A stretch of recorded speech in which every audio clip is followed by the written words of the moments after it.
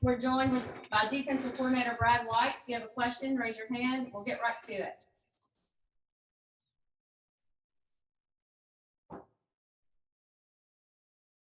Nope, no questions. All right. Josh Moore. Oh, all right, Josh, you broke the ice. Sorry. I think we're all a little winded from yesterday and the day before. It sounded like Saturday the defense got the better of things. I know it's kind of ebbs and flows, but what have you seen since then that's kind of encouraged you or maybe discouraged you? No, I don't think that stopped. Whether we got the best of Saturday, I don't know. I mean, the nice thing is the competitiveness that's happening out there right now. It can go from period to period, play to play. And, like even today, I thought we didn't do as well in the first half of practice, challenged the guys. I thought they responded better in the second half of practice. But that's pretty much how it's been going, which is great. I mean, that's how you get better, when you get beat and, you have to respond, and it's good evaluation for us as coaches to see, who can respond when adversity hits, because we're going to see it, and you see it in every game, you see it in a drive. So, no, it's good to see, and it's good for us as coaches, because then, it's a focus for us is that we've got to sort of make in practice corrections, and adjustments if something is not working right there. So it's good for everybody. Derek Terry. Hey, Brad, I was wondering, obviously you got a lot of veterans in the secondary, but I was wondering how guys like Joe Williams, Ricky Hyatt, Mo Douglas, guys like that, how are they coming along? It's still a process. I mean, when you think about some of those young guys, they still haven't even been on campus for, a whole year, some longer than others. But they're trying to adjust to the speed of it, because it's one thing, if you're going against a backup, or then all of a sudden, we throw you into, we want to see some of these guys can do against starting caliber SEC type players. And, they get their eyes open a little bit at times, and they need to, because it's not going to be any slower on game day. It's only going to be faster when guys are really amped up. So, they're progressing. They need to continue to really push the envelope, to be able to help us. Adam Luckett. Hey, Brad, another young guy, Carrington Valentine. He kind of surprised some people, I guess, starting the last couple of games. How's he doing this spring? And how, on the other side, how's Dort doing? We haven't really heard much about him so far. Yeah. Starting with Carrington, he's playing a little bit like the way practice is going. He'll have a really good period, and then he'll have some where, his eyes or his technique get loose, and we've got to jump on him a little bit. And I liked how he responded today. Again, I kind of just wasn't just him, but the entire defense sort of in that first half of practice. I wasn't real pleased. So I got on all of them. I got on Carrington on a play or two, and I like how he responded, at the second half of practice, made some plays, almost walked off. He should have had a pick that would have been a touchdown, made a nice break in PBU, but he's going to be a guy that's going to help us, and he needs to, and that length, that competitiveness. And the thing for him is he has to learn to play as an alpha all the time. And even though you're just, he's another guy that's just finishing his freshman year. You got to play with that alpha mentality on the edge. We saw those two yesterday at Pro Day, between Kelvin and Brandon. Those two are alphas, and they'd be willing to challenge any receiver that stepped up to them, didn't matter how good, what their ranking was, this or that. And that's what you have to be out there on the edge, and then moving over to set, I've seen some growth in that department for said, and that's the reason that said came back, and he needed to come back to continue to, from a ball production standpoint, from a playing like an alpha all the time standpoint. And that's what we're still trying to develop right now. And that's not just on that's all as a defensive line, outside linebacker, inside, I think at safety, with those older guys, they've got alpha in them. Josh Pascal's got it, Square, Jordan Wright, but, all of them need to develop. And when they make a bad play or they get coached hard, that they don't lose it. Like you can't get coached hard and then, cower away and become a puppy. Nick Roush? Today officially crossed over the midway point. What do you want your defense to accomplish over the last 2 weeks or so, or however many practices are left? Not let up a yard. No, for real. Easy. No, I was trying to do that with a straight face. Oh, it's growth. I mean, at this time, and Coach Stoops has talked about it. I mean, and like he said, it's not coach speak. You want to develop fundamentally. And what I want our guys to understand are concepts.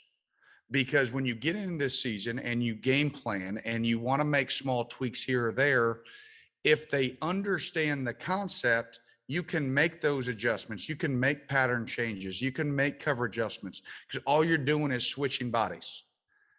But if you don't understand the concept of what's trying to get taught and the technique that's related with the concept, every defense is a new defense. And it's like rogue memory.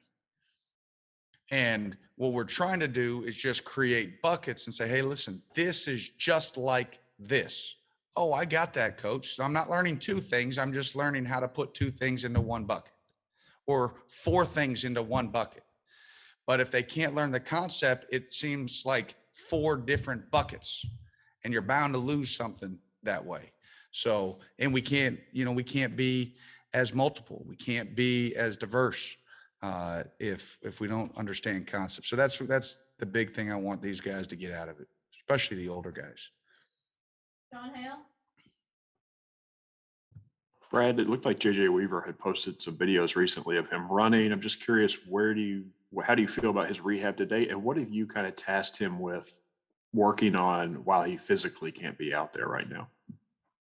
Yeah, as far as the rehab process, that's a question for coach and for our trainers, and Gabe does a great job. I just listen to what he tells me. And but what I do know is that he's working his tail off. And that's all I can ask for is a guy that puts in the time and he grinds. Now, as far as what the two of us do, right now it's big on the mental piece, and it's still for him to,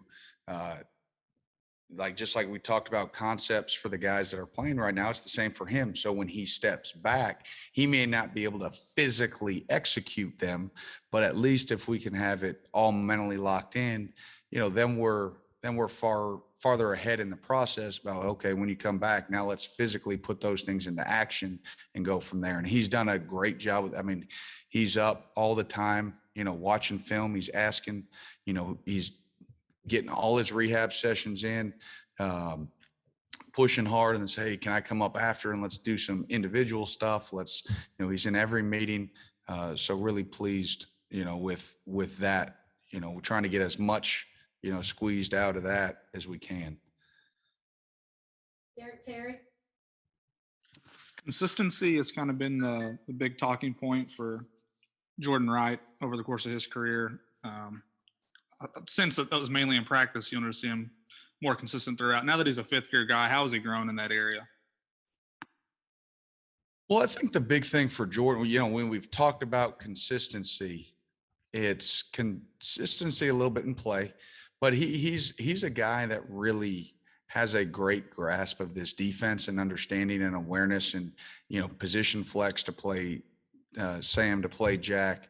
He can play all over. He plays with great vision, awareness, all that. The thing that we've discussed and he knows, and the thing is the consistency of being available, because and he was better last year. You know, in years past, a ding might have put him out for a little bit. Last year he pushed through it, but we all know even when you push through an injury, a lot of times you're not exactly the same.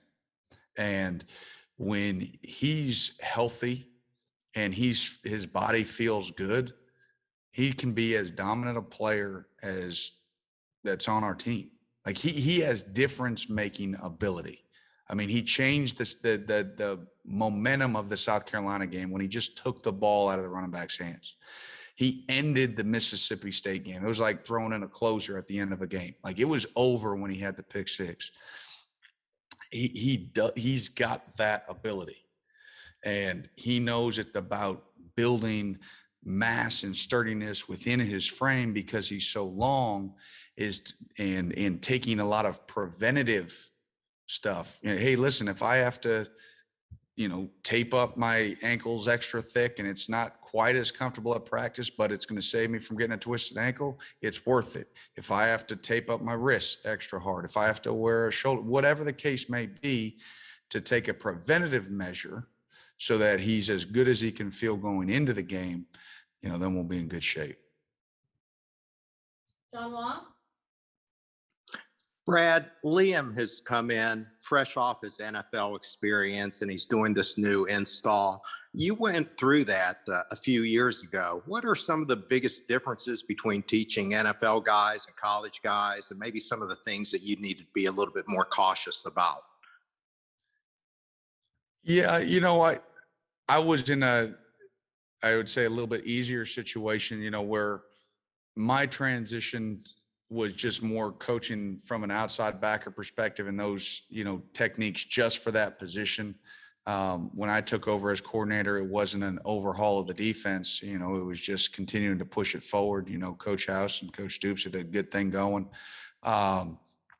So he's got a little bit different and broad spectrum that he's trying to adjust to. But I think it's just managing how much, a college athlete has to manage, where in the NFL, you can put in a lot of things and expect a lot because that's all they do from 8 to 5. That is their job. That's the only information should be getting plugged into their head.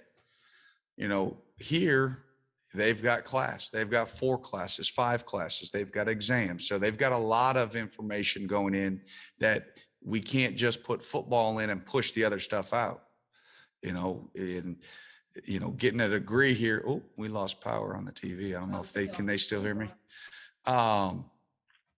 So it's just managing the volume. And we've talked about last week, I think we talked about capacity. It's just what kind of capacity they can have. And it's a teaching progression. But obviously they're doing a great job. It causes plenty of issues for us. So. Curtis Birch? The pro day and all the NFL excitement around the program is obviously beneficial in a recruiting standpoint, but what does it mean for guys that are already there? I saw some awesome pictures of like Bully cheering on the guys, getting the bench press. And how much does that raise the energy of the team, just that event? Well, it's because they look and they see that's where they want to be. And whatever class they're in, it may be a year away, it may be 2 years, it may be 3, it may be 4. And to see how different guys got there, it may have been a guy, they look at Landon and there's a guy that played as a true freshman and had would have played 4 years and been gone, but then he had a setback with an knee injury. All right, there's a guy that came back. You look at Jamin, there's a guy that didn't play much early, took advantage of an opportunity, and in 1 year boosted his draft stock huge. You have another one that did it through a transfer. You had another one that did it through a JUCO route. You had another one that did it as a red shirt and then grew through. So that was so cool to see for me as a coach, to look at the spectrum of those guys yesterday, and not one had the exact same story. So all those guys standing on the side can look and say, you know what? One of those stories is probably pretty close to one of theirs. And if you just stick to the process, if you stick to what Coach Stoops preaches within the building, what Coach Ed and Coach Hill talk about in the weight room, what the position coaches talk about in the position meeting rooms, it can pay off and their dreams can come true. And you see the camaraderie amongst the guys to want their brothers to do as best they did, jump as high as they can, to lift as high as they can. And so that was awesome. And trust me, it wasn't just the player. I mean, the coaches were getting into it, yelling and screaming, and that was a fun atmosphere yesterday. And I tell you what, as a defensive coordinator, you're like, wow, we lost a lot of speed. But hopefully we can backfill and replace that. Last question with Jeff Drummond. Yeah, Brad, it seems like you know somewhat to expect from a couple of the guys on the D line so far. But what about that third spot and guys who are emerging there? I think at the defensive tackle spot. It's a battle. I mean, that's the key. I mean, that position, and then backing up Bully, backing up Josh. I mean, there are some battles, and some days some guy, Ox will have a really good day. And then Trey, Justin Rogers, Josiah is really coming along. Isaiah Gibson, I think, is having, one of his better springs. But it's a day in, day out, day in, day out. You talk about, listen, that spot probably will not be settled on until we kick off. And even throughout the season, it's going to be who, and the one I'm forgetting is I think Abule is having a really good spring. And he's a guy that with his size and his length, he's a guy that can really, he can help us. But it can't be, all right, we're guessing going into a game. Well, you know what? It's not going to be his game. It's going to be his game. It's going to be, I want somebody that's going to show up day in and day out. And it's going to be a battle. And I think it's making all those guys better because we're rotating. There's no one getting all the 1 reps or the 2 reps. Different guys are getting in there and nickel. And competition is just going to breed, us getting better as a team. And that's what's so much fun right now. Competing on defense, competing against the offense. I mean, there's a lot of juice, a lot of energy.